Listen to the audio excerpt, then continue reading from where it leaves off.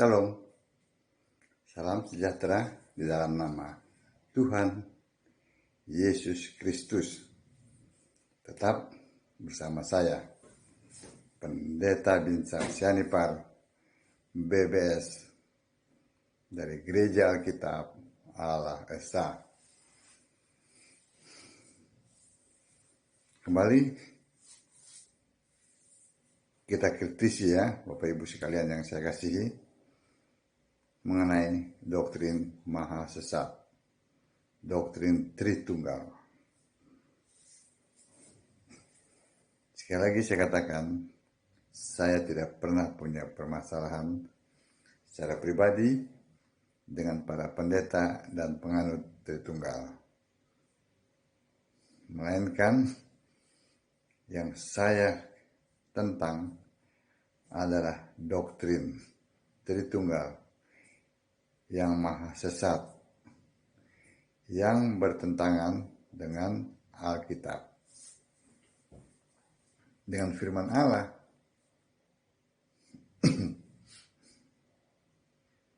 Kalau kita bertanya kepada mereka ya, meminta penjelasan mengenai doktrin Tritunggal, kenapa meminta penjelasan? Karena doktrin ini sudah diajarkan ya, dan membawa dampak kepada kebinasaan kekal. Kenapa? Karena tidak sesuai dengan Alkitab. Bahkan bukan hanya tidak sesuai, bertentangan.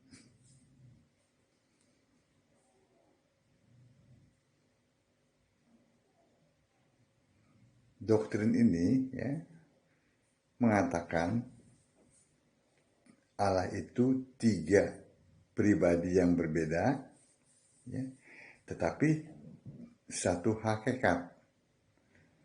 Jadi ada 3 pribadi yang berbeda, itu adalah pribadi Bapa, pribadi Anak, pribadi Roh Kudus.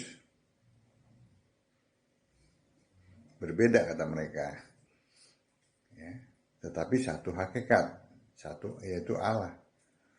Nah, ini bagaimana cara memahaminya? Bingung kan?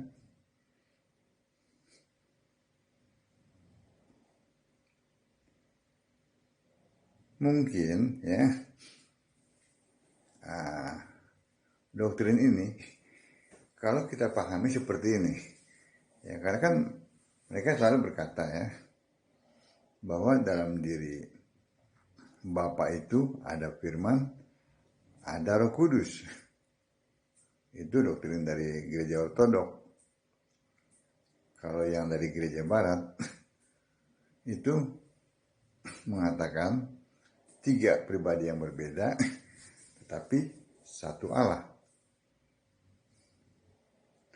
Namun dalam prakteknya sama mereka ini, doktrin ini ya, baik yang dianut oleh gereja timur maupun gereja barat, sama. Kenapa? Sama-sama memunculkan Bapa sebagai Allah dan merendahkan Yesus yang Allah, ya, Tuhan Allah itu Yesus, itu direndahkan. Alkitab tidak pernah ya, menyatakan bahwa Allah itu pribadi. Alkitab tidak pernah menyatakan Allah itu 3 pribadi yang berbeda. Tidak pernah.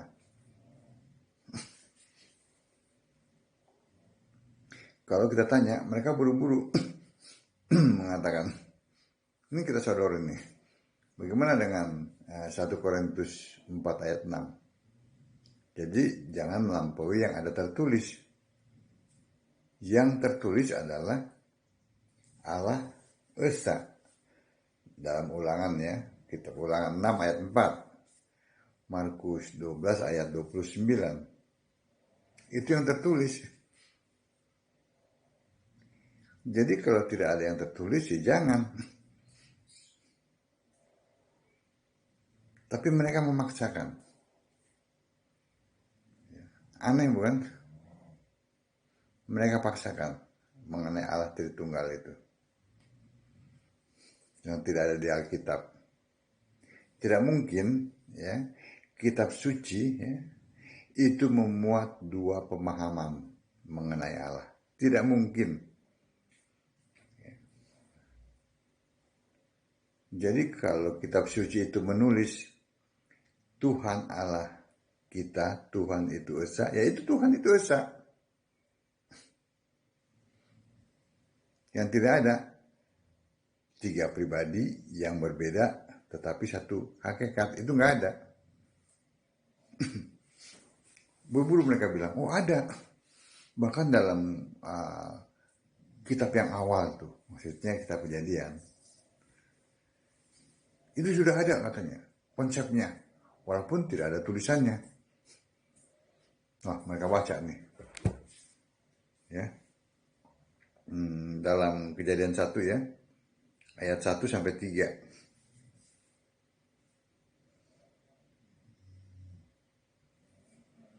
Pada mulanya Allah menciptakan langit dan bumi. Tuh, ada Bapak. Saya bilang, mana Bapak? Yang tertulis Allah, ya itu Bapak. Terus, ayat yang kedua, bumi belum berbentuk dan kosong. Gelap gulita menutupi samudera raya. Dan roh Allah melayang-layang di atas permukaan air. Nah tuh, pribadi ketiga, roh Allah. Nah, terus, ayat yang ketiga, berfirmanlah Allah, jadilah terang, lalu terang itu jadi. Nah itu ada firman. Aneh kan? Ini ayat yang ketiga ya, dari Kejadian 1 ya, berfirmanlah Allah. Allah bersabda, Allah berkata, itu perkataan Allah. Bukan hakikat Allah. Ya, tapi kan ada firman. Inilah bentuk pemaksaan. Ya. Maksaan bahwa yang tidak ada diadakan. Ayat pertama mengatakan Allah mencipta, bukan Bapa. Ya. Yang kedua, ya, itu menyatakan roh Allah. Oke. Yang ketiga, ayat yang ketiga maksudnya, berfirmanlah Allah, itu bukan hakikat Allah, tetapi perkataan Allah.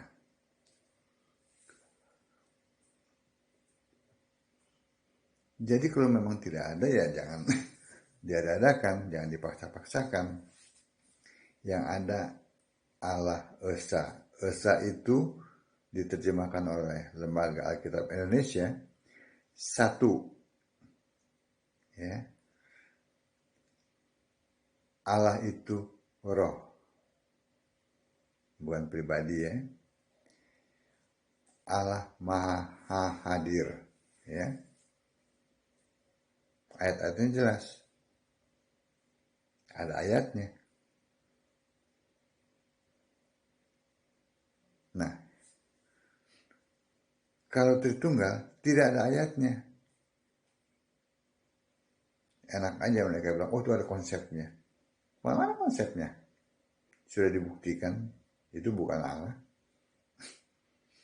Ya, maksudnya bukan Allah Tritunggal.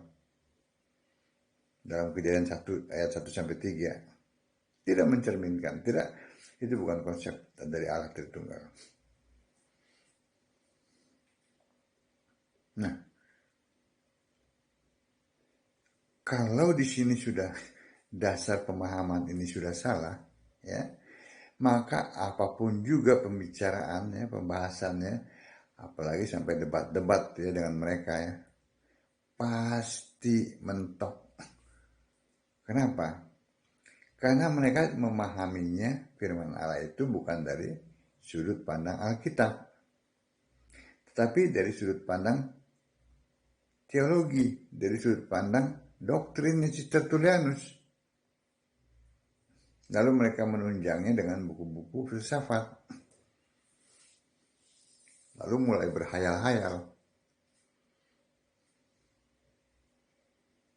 Nah, di sini mentoknya. Makanya saya katakan bahwa saya selalu berbicara mengenai ini. Ini harus terus disampaikan ya, agar pikiran mereka itu terbuka bahwa Allah itu roh, bukan pribadi, bahwa Allah itu satu. Nah, kalau Allah satu, lalu mereka memunculkan Bapa ya sebagai Allah, berarti ada lebih dari satu Allah. Tidak sesuai dengan Alkitab.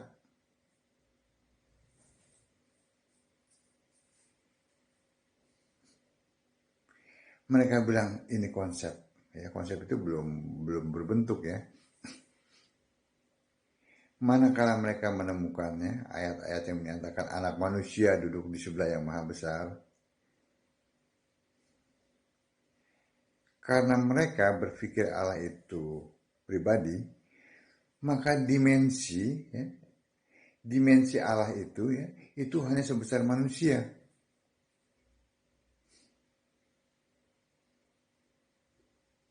Ya kan? Di mana ada manusia yang lebih muda ya, yang mereka katakan itu adalah Yesus. Lalu ada dimensi Bapa yang sebesar juga, dimensinya sebesar manusia juga, tapi lebih tua. Nah, Roh Kudus sebesar burung merpati. Iya kan? Manakala kita bilang Alkitab mengatakan Allah satu, mereka memunculkan tiga.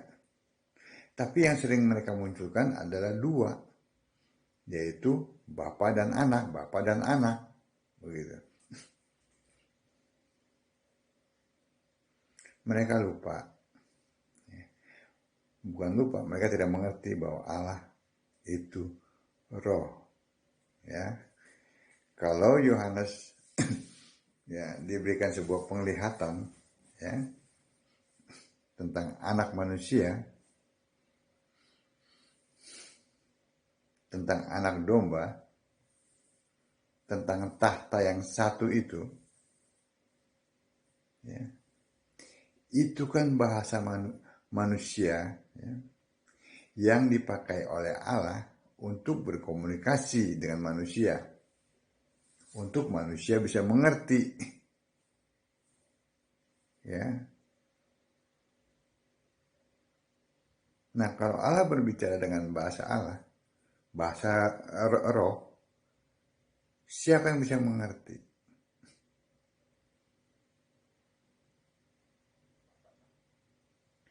Duduk ya di sebelah yang maha besar ya. Coba perhatikan ini. Tidak mungkin ya, maksudnya ya, bahwa Yesus itu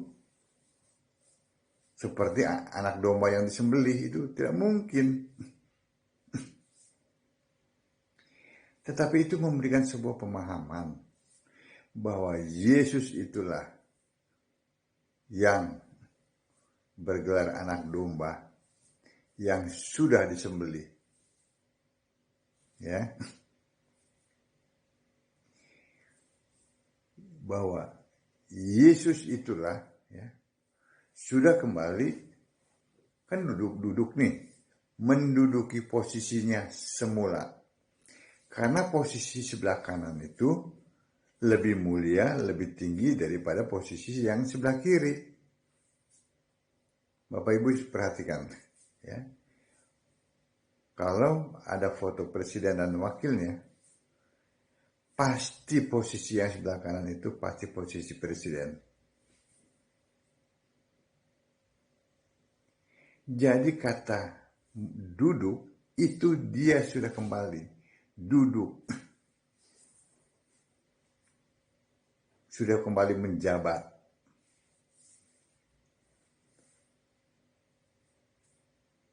Mengerti sampai sini? Itu adalah bahasa manusia.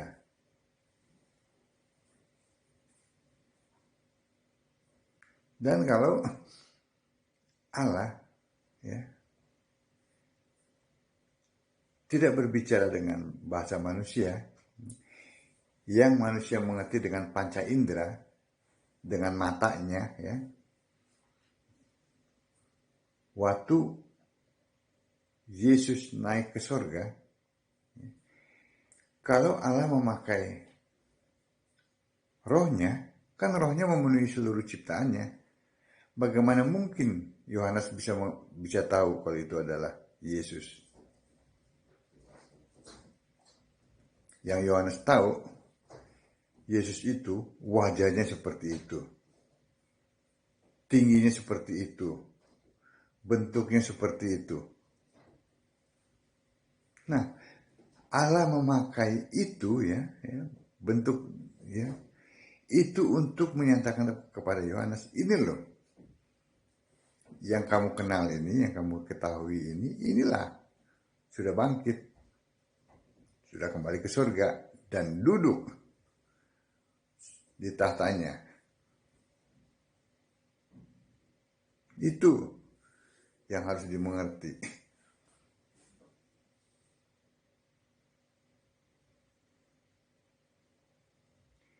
Jadi jangan dipikir, oh dimensinya Allah itu sebesar manusia, lalu ada Bapa, ada anak, oh duduk-dudukan gitu.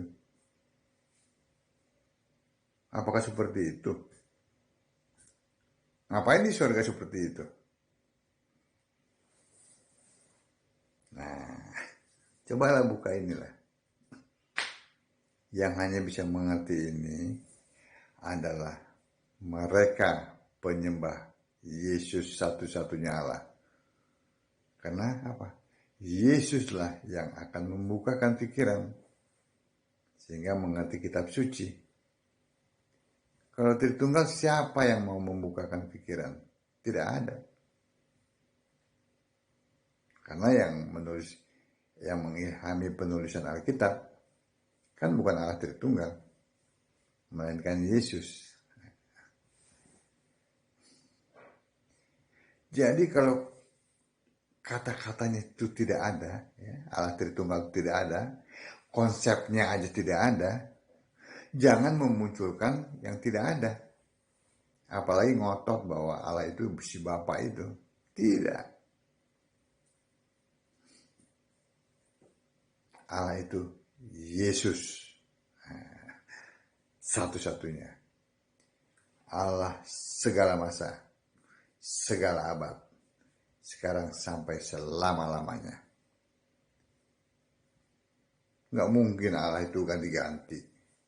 Allah satu. Amin. Kembali ke Alkitab. Maka akan menemukan bahwa hanya Yesus satu-satunya Allah yang benar. Shalom.